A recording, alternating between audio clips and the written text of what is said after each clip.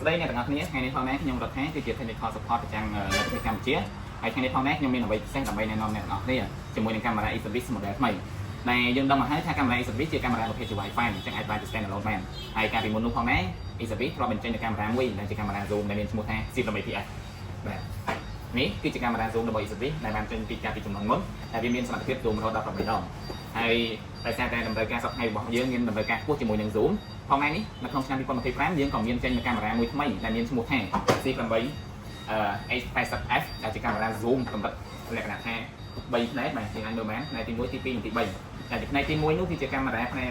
main បាទកាមេរ៉ាទី2គឺជាកាមេរ៉ាដែល zoom បានរហូតដល់4ដងហើយកាមេរ៉ាទី3 zoom បានរហូតដល់2ដងអាចមើលបានចម្ងាយរហូតឆ្ងាយបំផុតបាន50ម៉ែត្រហើយបន្តិចនេះខ្ញុំនឹងធ្វើការបើកប្រអប់តាមខាងក្នុងប្រអប់របស់ C80F នេះមានអ្វីខ្លះហើយមានរូបរាងយ៉ាងម៉េចផ្នែកតោះទៅមើលទាំងអស់គ្នា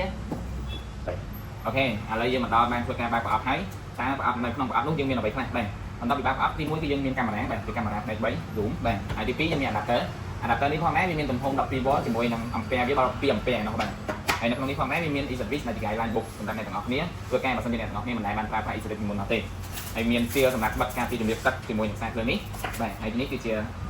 template សម្រាប់ចាក់នៅខាងក្រៅផ្ទះបើសិនជាខាងក្រៅផ្ទះហើយយើងមានខ្សែជាមួយនឹង screw ឲ្យបាទអញ្ចឹងជាមួយនឹង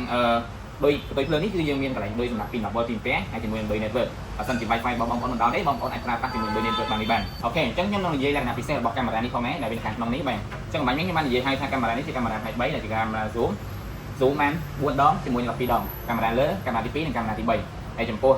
លក្ខណៈ zoom នេះគឺយើងអាចមើលបានដល់50ម៉ែត្រហើយយើងអាចមើលបានផ្លាកលេខឡានបាន30ម៉ែត្របាទផ្លាកលេខឡាននៅស្ងៀមយើងអាច zoom មើលបានដល់30ម៉ែត្រហើយជាមួយនឹងភ្លើងនេះបាទបើមើលភ្លើងបាទភ្លើងគឺមាន3ភ្លើងបាទអញ្ចឹងនៅពេលយប់វាបាញ់បានឆ្ងាយមែនទែនរហូតដល់30ម៉ែត្រហើយ IR របស់វាបាទ20ម៉ែត្រ up ឡើងបាទយើងអាចមើលឃើញឆ្ងាយហើយកាមេរ៉ានេះផងដែរក៏យើងអាចមើល color យប់បានដែរនៅពេលដែលយើងបានភ្លើង flash បាទហើយនៅខាងលើនេះផងដែរវាជាកន្លែង scan QR code ណាសម្រាប់ scan ជាមួយនឹង app Exhibit ហើយនៅខាងក្រោមនេះផងដែរវាជា speaker ហើយ speaker នេះឮខ្លាំងមែនទែនបងប្អូនអាចយកទៅយ៉ាងខាងក្រៅផ្ទះនិយាយឆ្លើយតបនេះបានអីទេហើយនៅខាងក្រោមនេះផងដែរវាជាកន្លែង memory card បាទអាចមានប៊ូតុង reset កាមេរ៉ាបាទហើយចំពោះកាមេរ៉ានេះជាប្រភេទកាមេរ៉ា outdoor ដែលមានគុណភាព IP ជំរាបទឹករបស់វានោះ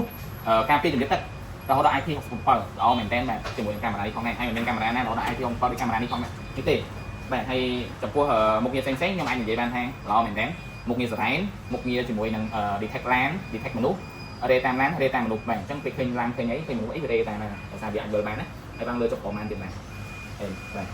អញ្ចឹងបើសិនជាបងប្អូនមានចង្អល់ឬចង់តាក់ទងទិញអីបងប្អូនអាចទៅតាមទិញតាមហាងនានាដែលមានលក់ Exhibit បាទនៅទូទាំងប្រទេសរបស់យើងបាទសូមអរគុណសូមជម្រាបលា